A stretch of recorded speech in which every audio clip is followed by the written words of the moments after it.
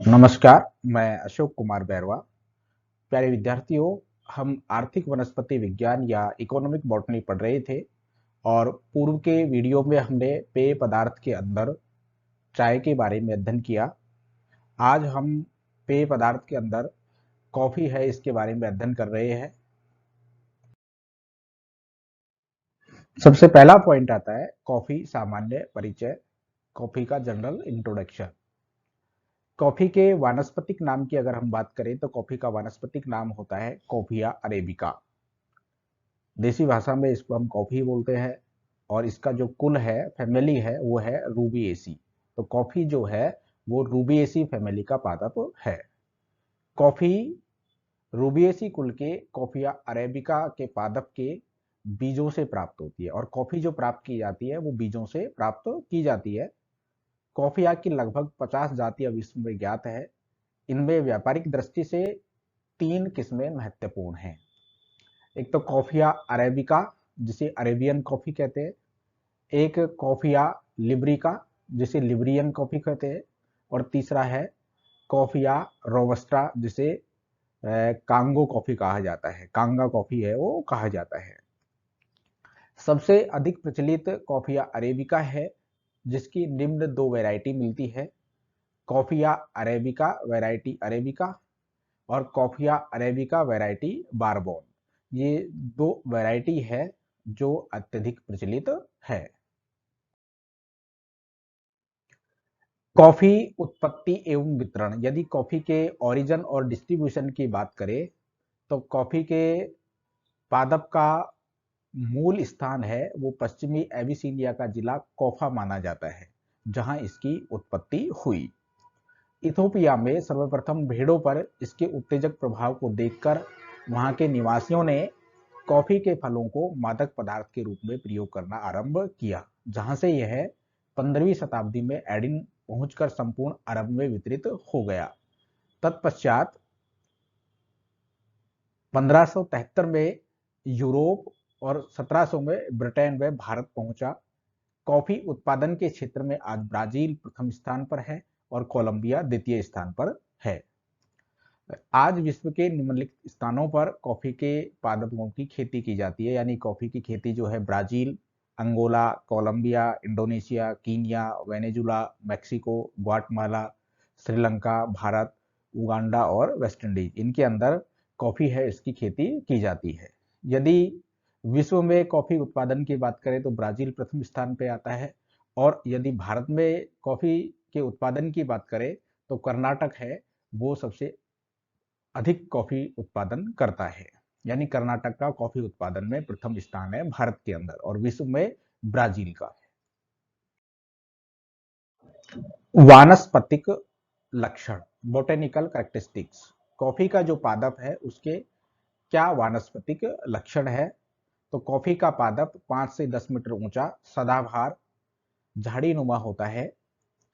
पादप की छटाई करके इसकी ऊंचाई सीमित करके इसमें शाखन में वृद्धि की जाती है। स्तंभ ऊर्ध्व, शाखित व काष्ठीय होता है।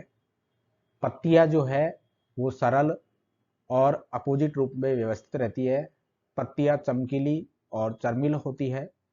पुष्प सफेद खुशबूदार ताराकार द्विलिंगी सघन कक्षीय गुच्छों में पाए जाते हैं, जो पत्तियों के कक्ष से उत्पन्न होते हैं। इनका जो फल है वो द्विकोष्ठीय, 2 बीजीय अस्थिल फल पाया जाता है। फल तरुणावस्था में हरे व पकने के पश्चात लाल रंग के हो जाते हैं। तो ये आप देख रहे हो काफी का पौधा है और इस पर इस तरीके से फल है वो लगे हुए। शुरू में जब होते हैं तो ये हरे रंग के होते हैं, पकने के बाद में जो फल है वो कैसा हो जाता है, लाल रंग का हो जाता है और इसके अंदर 2 बीज है वो पाए जाते हैं। कॉफी की खेती, कल्टीवेशन ऑफ कॉफी। चाय की तरह जो कॉफी है उसका प्रवर्धन अधिकतर बीजों के द्वारा होता है। कटिंग व रोपण यानी ग्राफ्टिंग की विधियां भी इस्तेमाल होती है। बीजों का अंकुरण नर्सरी में किया जाता है। लगभग 6 महीने की कॉफी की पौधा जो होता है वो वर्षा ऋतु के दौरान प्रत्यारोपित किया जाता है। कॉफी की खेती के लिए छायादार, सीढ़ीदार, ढलुआ, पर्वतीय स्थान उपयुक्त होते हैं। इन बागानों में छाया के लिए बीच बीच में छायादार वृक्ष भी उगाए जाते हैं। कॉफी के पौधे की छटाई बार बार की जाती है। इसकी ऊंचाई 1 से 2 मीटर तक सीमित रखी जाती है। 3-4 वर्ष के पश्चात अप्रैल में फल आने शुरू हो जाते हैं, जो 40 से 50 वर्षों तक आते रहते हैं। एक बार पौधा रोपित करने के बाद में 40 से पौधा रोपित करने के बाद में 3-4 साल के बाद में फल देना वो शुरू कर देता है, और 40 से 50 वर्षों तक उसके अंदर फल है वो लगते रहते हैं।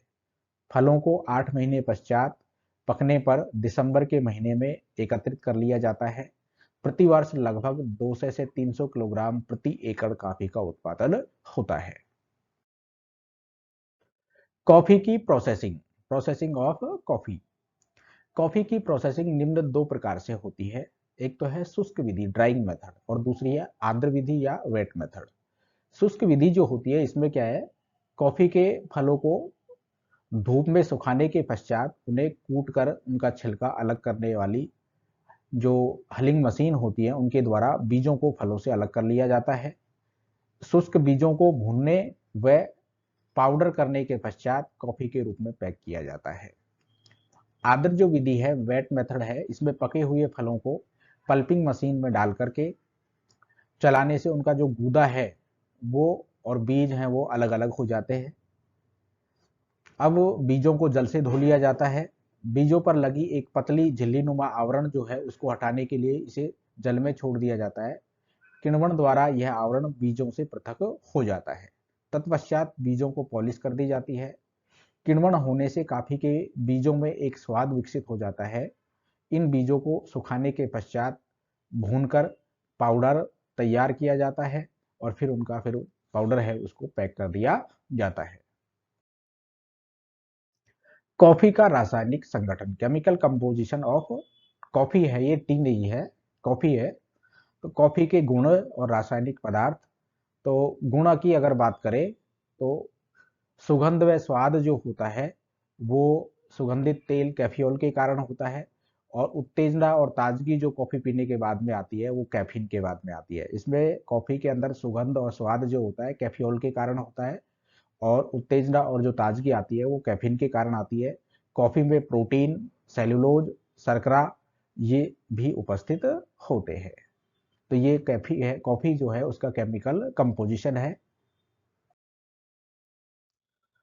कॉफी के उपयोग, पेय पदार्थ तो ये है, कॉफी को चीनी दूध के साथ मिलाकर स्वादिष्ट पेय पदार्थ तैयार होता है।